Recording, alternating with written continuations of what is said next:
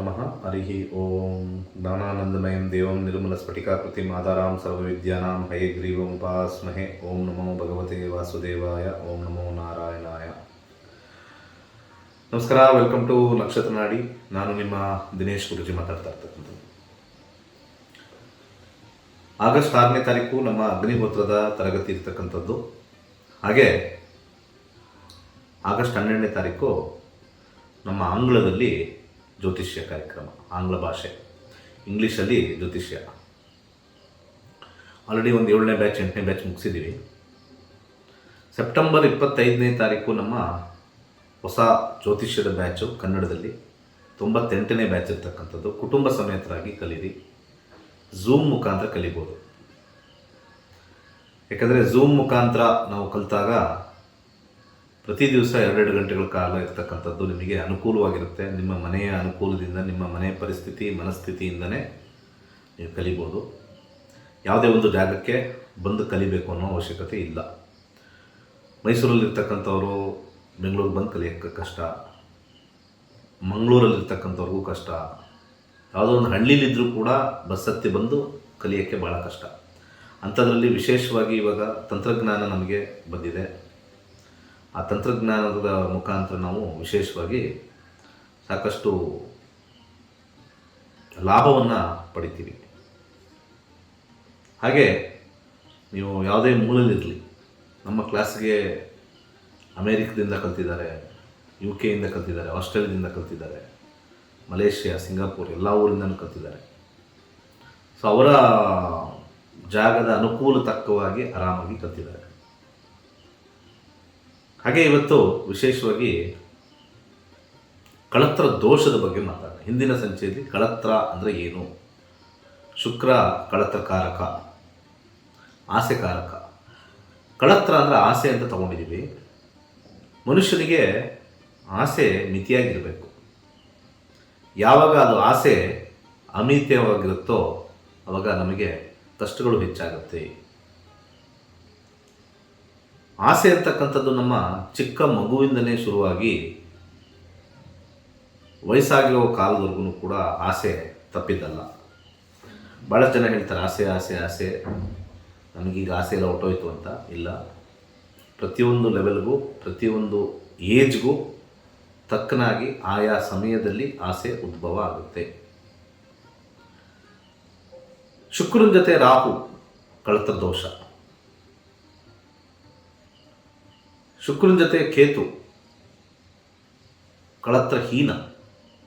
ಇದು ದೋಷ ಬಂದು ಇದು ಹೀನ ಬರುತ್ತೆ. ಶುಕ್ರನ ಜೊತೆ ಮಂಗಳ, ಅದು ಕೂಡ ಕಳತ್ರ ದೋಷ. ಶುಕ್ರನ ಜೊತೆ ಶನಿ, ಅದು ಕೂಡ ಕಳತ್ರ ದೋಷ. ಕಳತ್ರ ದೋಷ ಏನು ಮಾಡುತ್ತೆ, ಕಳತ್ರ ಹೀನ ಏನು ಮಾಡುತ್ತೆ ಅಂತ ನೋಡೋಣ. ಕಳತ್ರ ದೋಷ ಆಗಿರ್ತಕ್ಕಂಥದ್ದು ಶನಿ ಮತ್ತು ರಾಹು, ಶನಿ ಮತ್ತು ಮಂಗಳ, ಶನಿ ಮತ್ತು ಇರ್ತಕ್ಕಂಥ ಕೇತು, 3 ಗ್ರಹನ ನಾವು ತಗೊಳ್ತೀವಿ. ಶನಿ ಮತ್ತು ರಾಹು ಕಳತ್ರ ದೋಷ, ಶನಿ ಮತ್ತು ಶುಕ್ರ ಮತ್ತು ಶನಿ ಜೊತೆ ತಗೊಳ್ಬೇಕು. ಶುಕ್ರನ ಜೊತೆ ಎಲ್ಲ ಆ್ಯಡ್ ಮಾಡ್ಕೊ. ಶುಕ್ರನ ಜೊತೆ ಕೇತು ಕಳತ್ರ ಹೀನ. ಫಸ್ಟ್ ಅದನ್ನು ತಗೊಂಡು, ಈ ಕಳತ್ರ ಹೀನ ಅಂದಾಗ ಏನಾಗುತ್ತೆ, ಯಾರಿಗೂ ಏನು ಖರ್ಚು ಮಾಡಲ್ಲ. ಒಂದು ರೀತಿ ಭೂತಯ್ಯನ ಮಗ, ಇವು ನೋಡಿದ್ದೀರ ಮೂವಿ ಎಲ್ಲ, ಭೂತಯ್ಯನ ಥರ ಒಂದು ಬಿಹೇವಿಯರ್. ತನಗೆ ತಾನು ಖರ್ಚು ಮಾಡ್ಕೊಳ್ಳಲ್ಲ, ಇತರರಿಗೆ ಖರ್ಚು ಮಾಡಲ್ಲ, ಖರ್ಚು ಮಾಡೋ ಮನಸ್ಸು ಬರಲ್ಲ, ಹಿಡಿತ ಜಾಸ್ತಿ. ಇದು ಒಂದು ರೀತಿ ಶಾಸ್ತ್ರದಲ್ಲಿ ಇದು ನಿಷಿದ್ಧ ಅಂತ ಕರೀತಾರೆ. ಯಾಕೆಂದರೆ ಹುಟ್ಟಿದ ಮನುಷ್ಯ ಇಲ್ಲಿ ಬಂದಿರತಕ್ಕಂಥದ್ದು ಎಲ್ಲವನ್ನೂ ಉಪಯೋಗಿಸ್ಕೊಳ್ಳೋಕ್ಕೆ. ಸೊ ಅದು ಬಿಟ್ಟು ಬಂದಿರತಕ್ಕಂಥ ಮನುಷ್ಯ ಎಲ್ಲವನ್ನೂ ಉಳಿಸಿ ಇನ್ನೊಬ್ಬರಿಗೆ ಇಟ್ಟು ಹೋಗ್ತಕ್ಕಂಥದ್ದೇ ತಾತ್ಪರ್ಯ ಹೇಳ್ತಕ್ಕಂಥದ್ದು. ಯಾರ್ಯಾರಿಗೆ ಶುಕ್ರ ಮತ್ತು ಕೇತು ಇರುತ್ತೋ ಅವ್ರಿಗೆ ಒಂದು ರೀತಿ ಉಳಿಸೋ ಬುದ್ಧಿ ಜಾಸ್ತಿ. ಅದು ಒಂದು ಲೆವೆಲ್ಗೆ ಓಕೆ.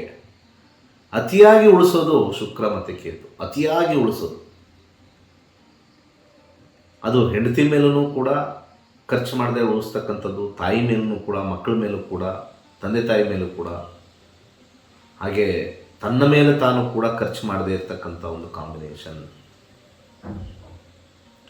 ಹಾಗೆ ಕಳತ್ರ ದೋಷ,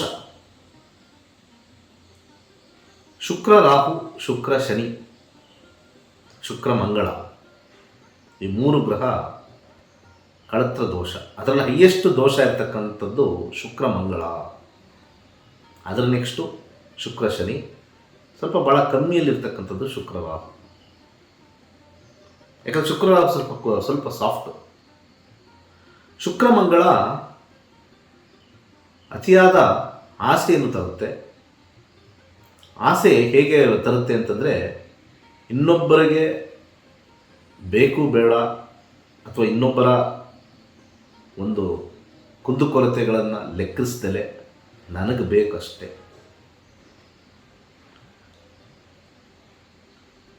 ಅದರ ಜೊತೆಗೆ ಶನಿ ಕೋಲ್ಡ್ ನೇಚರ್ ಮಾಡಿಬಿಡುತ್ತೆ. ಶುಕ್ರ ಶನಿ ಕೋಲ್ಡ್ ನೇಚರ್, ನನಗೆ ಬೇಕು, ಅವನೇನಾರು ಮಾಡ್ಕೊಳ್ತಾನೆ, ನನಗೆ ಗೊತ್ತಿಲ್ಲ. ಅದನ್ನು ಭಾಳ ಕೋಲ್ಡ್ ನೇಚರಿಂದ, ಅದು ಹಾಟ್ ನೇಚರಿಂದ ಬರುತ್ತೆ, ಇದು ಕೋಲ್ಡ್ ನೇಚರಿಂದ ಬರುತ್ತೆ. ಶುಕ್ರ ಮಂಗಳ ಹಾಟ್ ನೇಚರಿಂದ, ಬೇಕು ಅಂತ ಹೋಗಿ ಎಲ್ಲರ ಮುಂದೆ ಹೋಗಿ ಹೊಡೆದಾಡೋದು. ಶುಕ್ರ ಶನಿ ಹೆಂಗೆ ಅವನ ಹತ್ರ ತಗೊಳ್ಬೇಕು, ನೈಸಾಗಿ ಸಿಕ್ಸಿ ತಗೊಳ್ತಕ್ಕಂಥದ್ದು. ಇವೆರಡೂ ಕೂಡ ಜಾತಕದಲ್ಲಿ ಒಂದು ರೀತಿ ಆಸೆ ಬುರುಕರು ಅಂತ ಕಳುತ್ತೆ. ಶುಕ್ರ ಮಂಗಳ ಮತ್ತು ಶುಕ್ರ ಶನಿ. ಶುಕ್ರ ಮಂಗಳ ವೈವಾಹಿಕ ಜೀವನದಲ್ಲೂ ತೊಂದರೆ ಕೊಡುತ್ತೆ. ನಾನು ನನ್ನದು ಸ್ವಯಂ ಅಷ್ಟೇ, ನನ್ನ ಹೆಂಡತಿಗೆ ಅದು ಇಂಟ್ರೆಸ್ಟ್ ಇದೆಯೋ ಬಿಟ್ಟಿದೆಯೋ ಗೊತ್ತಿಲ್ಲ, ನನಗೇನು ಅನಿಸುತ್ತೋ ಅದು ನಾನು ಮಾಡ್ತೀನಿ.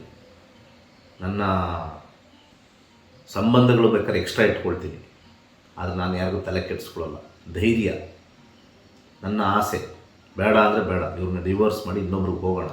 ಶುಕ್ರ ಮಂಗಳ ಸ್ವಲ್ಪ ಸ್ಟ್ರಾಂಗ್ ಆಗಿರ್ತಕ್ಕಂಥದ್ದು, ಸ್ವಲ್ಪ ಡಿಸಿಷನ್ ಮೇಕಿಂಗ್ ಈಸಿಯಾಗಿ ಮಾಡುತ್ತೆ. ದುಡ್ಡು ಕಾಸು ವಿಚಾರದಲ್ಲಿ, ವ್ಯವಹಾರದಲ್ಲಿ ಸ್ವಲ್ಪ ಸ್ಟ್ರಾಂಗ್. ಶುಕ್ರ ಶನಿ ಇದು ಕೂಡ ಒಂದು ರೀತಿಯ ಆಸ್ತಿ ಪಾಸ್ತಿಗೆ ನನಗೆ ಬೇಕೇ ಬೇಕು, ನನ್ನ ವಿಚಾರಕ್ಕೆ, ನನ್ನ ಒಂದು ಐಡಿಯಾಲಜಿಗೆ ಬರಲೇಬೇಕು. ಅದನ್ನು ಸಾಫ್ಟಾಗಿ ತೊಗೊಳ್ತಾರೆ, ಯಾರಿಗೂ ಗೊತ್ತಾಗ್ದಂಗೆ ತೊಗೊಳ್ತಾರೆ. ಸ್ವಲ್ಪ ಇವರು ಸೈಲೆಂಟ್ ಅಂತ ಅಂದ್ಕೊಳ್ತಾರೆ, ಒಳಗಡೆ ವೈಲೆಂಟ್. ಶುಕ್ರ ಶನಿ ಮೇಲ್ಗಡೆ ಸೈಲೆಂಟು, ಒಳಗಡೆ ವೈಲೆಂಟ್. ಶುಕ್ರ ಮಂಗಳ ಆಲ್ರೆಡಿ ವೈಲೆಂಟ್, ಅದು ಆಚೆ ಕಡೆನೇ ತೋರಿಸ್ತಕ್ಕಂಥದ್ದು. ಈ ಶುಕ್ರ ಮತ್ತು ಶನಿ ಇರ್ತಕ್ಕಂಥದ್ದು ಸೈಲೆಂಟ್ ಕಿಲ್ಲರ್ಸ್ ಅಂತ ನಾವು ಕರಿತೀವಿ. ತುಂಬ ಸತಿ ಅವ್ರಿಗೇನು ಬೇಕೋ ಅದು ತಗೊಳ್ತಾರೆ. ಇದನ್ನೇ ಕಳತ್ರ ದೋಷ ಅಂತ ಕರಿತೀವಿ. ಕಳತ್ರ ಅಂತಂದರೆ ಯಾವಾಗಲೂ ಸ್ಪೌಸ್ ಅಂತ ತಗೊಳ್ತಾರೆ. ಸ್ಪೌಸ್ ಅಂದರೆ ಇತರರು ಅಂತಲೂ ತಗೊಳ್ತೀವಿ. ಇದು ವಿವಾಹದಲ್ಲಿ ಕಳತ್ರ ದೋಷ ಅಂತಂದಾಗ ಸರಿಯಾಗಿ ಬಾಳಿಸದೇ ಇರತಕ್ಕಂಥ ಒಂದು ಚಾನ್ಸಸ್ ಇರುತ್ತೆ ಅಂತ ಬಂದಿರೋದು. ಶುಕ್ರ ಕೇತು, ಶುಕ್ರ ಮಂಗಳ, ಶುಕ್ರ ಶನಿ. ಈ ಶುಕ್ರ ರಾಹು ಬರೋಣ. ಶುಕ್ರ ರಾಹು, ಈ ಶುಕ್ರ ರಾಹು ಅತಿಯಾದ ಮೋಹ, ಆದರೆ ನೋವು ಮಾಡಲ್ಲ. ಅತಿಯಾದ ಆಸೆ, ಇನ್ನೊಬ್ಬರಿಗೆ ಕೆಡುಕು ಮಾಡಲ್ಲ. ಶುಕ್ರ ರಾಹು ಸ್ವಲ್ಪ ಡಿಫ್ರೆಂಟ್. ಅದು ಶುಕ್ರ ರಾಹು. ಶುಕ್ರ ರಾಹು ಅತಿಯಾದ ಆಸೆ, ದೊಡ್ಡ ಬಂಗಲೆ, ದೊಡ್ಡ ಮನೆ, ದೊಡ್ಡ ಕಾರ್ ತೊಗೋಬೇಕು ಅಂತ, ಆದರೆ ಇನ್ನೊಬ್ಬರಿಗೆ ಕೆಡುಕು ಮಾಡಿ ತೊಗೊಳ್ಬೇಕು ಅಂತಿಲ್ಲ, ಅದಕ್ಕೆ ಕೆಲಸ ಮಾಡಿ ತೊಗೊಳ್ಬೇಕು ಅಂತ. ಆಸೆಗೆ ಮಿತಿ ಇಲ್ಲದೆ ಇರತಕ್ಕಂಥದ್ದು ಶುಕ್ರ ರಾಹು. ಶಾಸ್ತ್ರದಲ್ಲಿ ಅತ್ಯಂತ ರಿಚ್ ಆಗಿರ್ತಕ್ಕಂಥವರೆಲ್ಲ ಶುಕ್ರ ರಾಹು ಇರ್ತಕ್ಕಂಥದ್ದು. ಅತ್ಯಂತ ಶ್ರೀಮಂತರು ಅಥವಾ ಶ್ರೀಮಂತಿಕೆಯನ್ನು ಬಯಸುವವರು, ಇತರೆ ಗ್ರಹಗಳು ಭಾಳ ಇಂಪಾರ್ಟೆಂಟು, ಆದರೆ ಶ್ರೀಮಂತಿಕೆಯನ್ನು ಬಯಸುವವರು ಶುಕ್ರ ರಾಹು ಇರ್ತಕ್ಕಂಥ ಒಂದು ಗ್ರಹ. ಸೊ ಇದು ಕಳತ್ರ ದೋಷ. ಹಾಗೆ ಹೆಂಡತಿ ಕೂಡ ಭಾಳ ರಿಚ್ ಆಗಿರಬೇಕು, ಸುಂದರವಾಗಿರಬೇಕು, ಸುಂದರತೆ ಎಂದೇ ಹೋಗ್ತಕ್ಕಂಥ ಒಂದು ಗಂಡು, ಹಾಗೆ ಅತಿಯಾಗಿರ್ತಕ್ಕಂಥ ಒಂದು ಕಾಮನೆಗಳನ್ನು ಇಟ್ಕೊಂಡಿರ್ತಕ್ಕಂಥ ಗಂಡು ಅಥವಾ ಹೆಣ್ಣು ಶುಕ್ರ ರಾಹು ಇರ್ತಕ್ಕಂಥದ್ದು, ಅದು ಕೂಡ ವರ್ಜಿತ ಅಂತಲೂ ಹೇಳಿದ್ದಾರೆ ಶಾಸ್ತ್ರದಲ್ಲಿ. ಅತಿ ಆಸೆ ಗತಿಗೇಡು, ಬೇರೆ ಬೇರೆ ವಿಚಾರದಲ್ಲಿ ಸಮಸ್ಯೆ ಆಗ್ತಕ್ಕಂಥದ್ದು ಅಂತ ಹೇಳ್ತಾರೆ. ಎಷ್ಟು ಈ ಒಂದು ಕಳತ್ರ ಹೀನ ಮತ್ತು ಕಳತ್ರ ದೋಷ, ಅದರಲ್ಲಿ ಕೇತು ಜೊತೆ ಶುಕ್ರ ಸೇರಿದ್ರೆ ಕಳತ್ರ ಹೀನ, ಇನ್ನು ಶುಕ್ರ ಮಂಗಳ ಜೊತೆ ಸೇರಿದ್ರೆ, ಶನಿ ಜೊತೆ ಸೇರಿದ್ರೆ ಕಳತ್ರ ದೋಷ ಹೈಯೆಸ್ಟು. ಸಾಧಾರಣವಾಗಿರ್ತಕ್ಕಂಥ ಫಲ, ಯಾರಿಗೆ ಕೆಡುಕು ಮಾಡದೇ ಇರತಕ್ಕಂಥದ್ದು, ಕಳತ್ರ ದೋಷದಲ್ಲಿ ಶುಕ್ರ ಮತ್ತು ರಾಹು ಕೂತಿರ್ತಕ್ಕಂಥದ್ದು. ಇದನ್ನು ಪೂಜೆ ಪುನಸ್ಕಾರಗಳು ಮಾಡಿ ಅದು ಇದನ್ನು ಸರಿಪಡಿಸ್ತಾರೆ. ಸೊ ಅಷ್ಟು ಇವತ್ತಿನ ವಿಚಾರ. ಸೊ ಹಾಗೆ 6ನೇ ತಾರೀಕು ನಮ್ಮ ಅಗ್ನಿಹೋತ್ರ ಕೇವಲ 1000 ರೂಪಾಯಲ್ಲಿ ನಾವು ಅಗ್ನಿಹೋತ್ರ ಹೇಳ್ಕೊಡ್ತಾ ಇದ್ದೀವಿ. ಮನೆಯಲ್ಲೇ ಕೂತ್ಕೊಂಡು ಮುಂದಿನ ಭಾನುವಾರ ಅಂದರೆ ಆಗಸ್ಟ್ 6ನೇ ತಾರೀಕು ಬರ್ತಕ್ಕಂಥ ಭಾನುವಾರ ಮನೆಯಲ್ಲೇ ಕೂತ್ಕೊಂಡು ಅಗ್ನಿಹೋತ್ರ ಕಲೀರಿ. ವಿಶೇಷವಾಗಿರ್ತಕ್ಕಂಥ ಲಾಭ ನಿಮ್ಮದಾಗಿಸ್ಕೊಳ್ಳಿ. ಆಗಸ್ಟ್ 12ನೇ ತಾರೀಕು ಇಂಗ್ಲೀಷಲ್ಲಿ ಯಾರಿಗಾರು ಇಂಟ್ರೆಸ್ಟ್ ಇದ್ದರೆ ನಿಮ್ಮ ಫ್ರೆಂಡ್ಸ್ಗೆ ಯಾರು ಇದ್ದರೆ ಹೇಳಿ ದಯವಿಟ್ಟು. ಸೊ ಖಂಡಿತ ಕ್ಲಾಸಸ್ ಅದ್ಭುತವಾಗಿರುತ್ತೆ ಅಂತೆ. ಕಲ್ತಿರೋರು ಅಥವಾ ಕಲಿಬೇಕು ಅನಿಸೋರು ಮತ್ತು ಇಂಗ್ಲೀಷಲ್ಲಿ ಬೇಕಾಗಿರೋರು ಬಂದು ಜಾಯ್ನ್ ಆಗಿ. ಕನ್ನಡದಲ್ಲಿ ಬೇಕು ಕುಟುಂಬ ಸಮೇತ ಕಲೀರಿ. ಆಗಸ್ಟ್ ಆದಮೇಲೆ ಸೆಪ್ಟೆಂಬರ್ಲಿರುತ್ತೆ, ಸೆಪ್ಟೆಂಬರ್ 25ನೇ ತಾರೀಕು. ಒಳ್ಳೆಯದಾಗಲಿ. ಸರ್ವೇ ಜನ ಸುಖಿನೋ ಭವಂತು. ಎಲ್ರಿಗೂ ನಮಸ್ಕಾರ. ನನ್ನ ಹೆಸರು ವಿಶ್ವನಾಥ್ ಅಂತ ಹೇಳಿಬಿಟ್ಟು ನಾನು ಸುಮಾರು 5 ವರ್ಷಗಳಿಂದ ನಕ್ಷತ್ರ ನಾಡಿ ತರಗತಿಯನ್ನು ಅಭ್ಯಾಸ ಮಾಡಿದ್ದೇನೆ. ಹಾಗೂ ವಾಸ್ತುಶಾಸ್ತ್ರದಲ್ಲಿ ಗುರೂಜಿಯವರಿಂದ ಅಭ್ಯಾಸವನ್ನು ಮಾಡ್ತಾ ಇದ್ದೇನೆ, ಮಾಡಿ ಮುಗಿಸಿದ್ದೇನೆ. ಗುರೂಜಿಯವರು ಜ್ಯೋತಿಷ್ಯ ಮತ್ತು ನಕ್ಷತ್ರ ನಾಡಿ ವಾಸ್ತುವಿನ ಬಗ್ಗೆ ಒಂದು ಬೇರೆಯ ಆಯಾಮದಲ್ಲೇ ಹೇಳ್ಕೊಡ್ತಾರೆ. ಅದನ್ನು ಆ ರೀತಿಯಿಂದ ಅರ್ಥ ಮಾಡಿಕೊಂಡ್ರೆ ಮಾತ್ರ ನಾವು ನಮ್ಮ ಜೀವನವನ್ನು ಹಾಗೂ ಸಾಮಾಜಿಕ ಬದುಕನ್ನು ತುಂಬ ಸುಂದರವಾಗಿ ಮಾಡಬಹುದು. ಹಾಗೂ ಇತರರ ಬದುಕನ್ನು ಕೂಡ ಅವರವರ ಜಾತಕದ ಅಥವಾ ವಾಸ್ತುವಿನ ಒಂದು ಪರಿಶೀಲನೆ ಮಾಡೋದ್ರ ಮುಖಾಂತರ ತುಂಬ ಚೆನ್ನಾಗಿ ಸುಂದರವಾದ ಬದುಕನ್ನು ಮಾಡಿಕೊಡ್ಲಿಕ್ಕೆ ನಕ್ಷತ್ರ ನಾಡಿ ವೃಂದವು ಒಂದು ಅಭೂತಪೂರ್ವವಾದ ಅವಕಾಶವನ್ನು ಕಲ್ಪಿಸಿದೆ. ನಾವೆಲ್ಲರೂ ಸಹಿತ ಇದರಲ್ಲಿ ಭಾಗವಹಿಸಿ ನಾವು ಇದನ್ನು ಮಾಡ್ಕೊಳ್ಳೋದ್ರಿಂದ ತುಂಬ ಅನುಕೂಲಕರವಾಗುತ್ತೆ ಅಂತ ಈ ಸಂದರ್ಭದಲ್ಲಿ ಹೇಳ್ತೀನಿ. ನಾವು ಪ್ರತಿಯೊಂದು ಕ್ಲಾಸನ್ನು ಕೂಡ, ಪ್ರತಿಯೊಂದು ವಾಸ್ತುದಿರ್ಬೋದು, ಅಗ್ನಿಹೋತ್ರ ಇರ್ಬೋದು, ನಕ್ಷತ್ರ ನಾಡಿ ಇರ್ಬೋದು, ಅದು ಬೇರೆ ಆಯಾಮದಲ್ಲೇ ಹೇಳ್ಕೊಡ್ತಾ ಇದ್ದಾರೆ. ಆ ರೀತಿ ಹೇಳ್ಕೊಡ್ಲಿಕ್ಕೆ ಯಾರಿಂದನೂ ಸಾಧ್ಯವೇ ಇಲ್ಲ. ಆ ದೃಷ್ಟಿಯಿಂದ ನಾನು ಎಲ್ರಿಗೂ ಕೇಳೋದಷ್ಟೇ, ದೇವರು ಎಲ್ಲಿದ್ದಾನಪ್ಪ ಅಂತ ನಾವು ಒಂದೊಂದು ಸಲ ಕೇಳಿದರೆ ನಾವು ಯಾವಾಗಲೂ ಉತ್ತರ ಹೇಳ್ತಿದ್ವಿ. ನಮ್ಮ ಎಲ್ಲ ಸಮಸ್ಯೆಗಳಿಗೂ ನಕ್ಷತ್ರ ನಾಡಿ ಮತ್ತು ವಾಸ್ತು ಕಲಿಯೋದ್ರಿಂದ ದೇವರು ಆ ಮುಖಾಂತರ ನಮಗೆ ಸಲಹೆ ಮತ್ತು ನಿವಾರಕ ತಂತ್ರಗಳನ್ನು ಕೊಡ್ತಾರೆ ಅಂತ ಈ ಸಂದರ್ಭದಲ್ಲಿ ಹೇಳಲಿಕ್ಕೆ ಇಷ್ಟಪಡ್ತೀನಿ. ಅಗ್ನಿಹೋತ್ರವು ವೈಜ್ಞಾನಿಕವಾಗಿ ನಿರೂಪಿಸಲ್ಪಟ್ಟ ಅತ್ಯುತ್ತಮ ಆಚರಣೆಯಾಗಿದೆ. ಇದು ಮನೆಯ ವಾತಾವರಣವನ್ನು ಶುದ್ಧೀಕರಿಸುವುದರೊಂದಿಗೆ ಮನೆಯಲ್ಲಿನ ಋಣಾತ್ಮಕ ಸಂಚಯವನ್ನು ಕಡಿಮೆ ಮಾಡುತ್ತದೆ. ಅಗ್ನಿಹೋತ್ರದಲ್ಲಿ ಉಪಯೋಗಿಸುವ ಗೋವಿನ ಬೆರಣಿ, ತುಪ್ಪ, ನವಗ್ರಹ ಸಮಿತಿಗಳನ್ನು ಬಳಸಿ ಮಾಡುವ ಈ ಆಚರಣೆಯಲ್ಲಿ ಮಂತ್ರಗಳನ್ನು ಜಪಿಸುವುದರ ಮೂಲಕ ಉತ್ತಮ ಆರೋಗ್ಯವನ್ನು ಪಡೆದುಕೊಳ್ಳಬಹುದಾಗಿದೆ. ಈ ಅಗ್ನಿಹೋತ್ರ ಆಚರಣೆಯಿಂದ ಮನೆ ಸದಸ್ಯರ ನೆಮ್ಮದಿ, ಆರೋಗ್ಯ, ಸಂತೋಷವನ್ನು ಪಡೆಯಬಹುದಾಗಿದೆ. ಈ ವಿಶೇಷವಾದ ಅಗ್ನಿಹೋತ್ರ ಆನ್ಲೈನ್ ತರಗತಿಯು ಝೂಮ್ ಆ್ಯಪ್ ಮುಖಾಂತರ ಪಂಡಿತ್ ದಿನೇಶ್ ಗುರೂಜಿಯವರು ಆಗಸ್ಟ್ 6ರ ಭಾನುವಾರದಂದು ಬೆಳಗ್ಗೆ 11ರಿಂದ 1 ಗಂಟೆವರೆಗೆ ಕಲಿಸಿಕೊಡಲಿದ್ದಾರೆ. ಆಸಕ್ತಿ ಉಳ್ಳವರು ಈ ತರಗತಿಗೆ ನೋಂದಾಯಿಸಿಕೊಳ್ಳಬಹುದು. ಧನ್ಯವಾದಗಳು.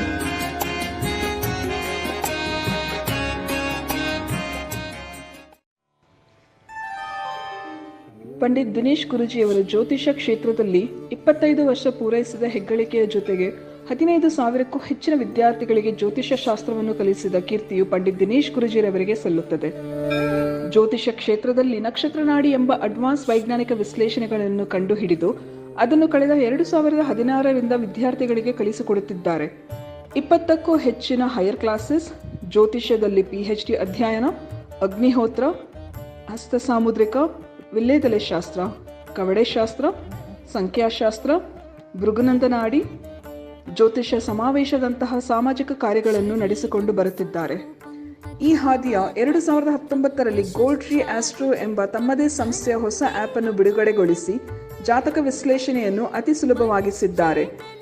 ಆಧುನಿಕ ಯುವ ಜನತೆಯನ್ನು ಗಮನದಲ್ಲಿರಿಸಿ ಜ್ಯೋತಿಷ್ಯ ಶಾಸ್ತ್ರವನ್ನು ಅತ್ಯಂತ ಸರಳವಾಗಿ ಅರ್ಥವಾಗುವ ಹಾಗೆ ಆ್ಯಪ್ ಅನ್ನು ಸಿದ್ಧಗೊಳಿಸಿ ಸಮಾಜದಲ್ಲಿ ಎಲ್ಲರಿಗೂ ಅರ್ಥವಾಗುವಂತೆ ಸರಳೀಕರಿಸಿದ್ದಾರೆ. ಜಾತಕ ವಿಶ್ಲೇಷಣೆಗಳಲ್ಲಿ ನೂತನ ಪದ್ಧತಿಗಳನ್ನು ಅಳವಡಿಸಿ ವೈಜ್ಞಾನಿಕ ವಿಶ್ಲೇಷಣೆಗೆ ಸಾಕ್ಷಿಯಾಗಿದ್ದಾರೆ. ಮನೆಯಲ್ಲಿ ಕುಳಿತು ವಾಟ್ಸಪ್ ಹಾಗೂ ಝೂಮ್ ಆ್ಯಪ್ ಮುಖಾಂತರ ಕೇವಲ 15 ದಿನಗಳಲ್ಲಿ ಜ್ಯೋತಿಷ್ಯವನ್ನು ಕಲಿಯಬಹುದು. ಈ ತರಗತಿಯ ಜೊತೆಗೆ 18 ತಿಂಗಳ ಉಚಿತ ಆ್ಯಪ್ ಬಳಕೆ ಮತ್ತು ISO ಪ್ರಮಾಣ ಪತ್ರವನ್ನು ನೀಡಲಾಗುತ್ತದೆ.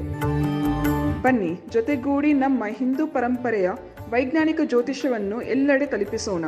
ಹೆಚ್ಚಿನ ವಿವರಗಳಿಗಾಗಿ ನಮ್ಮ ಗೋಲ್ಡ್ ಟ್ರೀ ಆಸ್ಟ್ರೋ ಸಂಸ್ಥೆಯನ್ನು ಸಂಪರ್ಕಿಸಿ. ಧನ್ಯವಾದಗಳು.